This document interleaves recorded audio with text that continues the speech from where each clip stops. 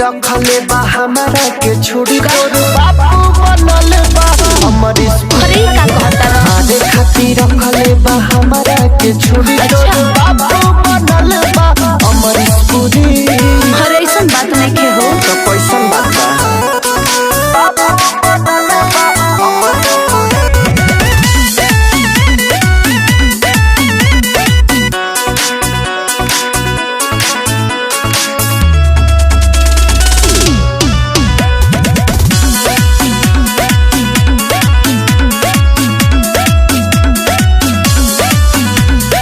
लागता के हूँ दोसर बसल बा अच्छा। बाबू मन में तोहार हो तब से तब कम भइल बा सुनो ना हमन के प्यार हो।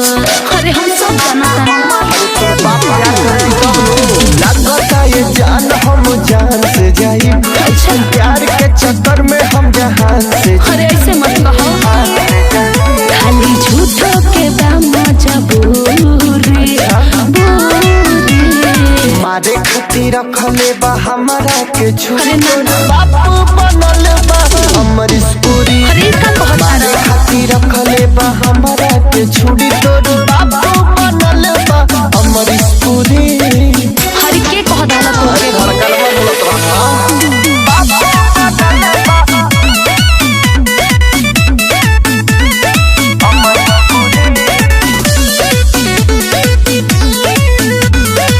अतुल भूटानी तू ही तो हौरा अच्छा। दिलवा के धन जी तो पते बा। चले देखी नहीं हम तो हके चल। भरे न भीतर से मन जी अरे तू ही तो जान हो काहे करो तारे मिले खातिर जीद रे तोरा बाप के नजर हटगी धरे का करे कान्हा दे हम जवन हमसे जुड़ी ना चाहे बुझला मारे खातिर रखले बा हमारा के छोड़ी तोर बाबू बनल बा हमर स्कूली।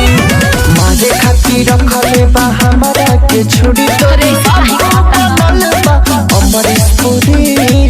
अरे जान ऐसे मत कहा तो का तोरी बाप से लात खाई।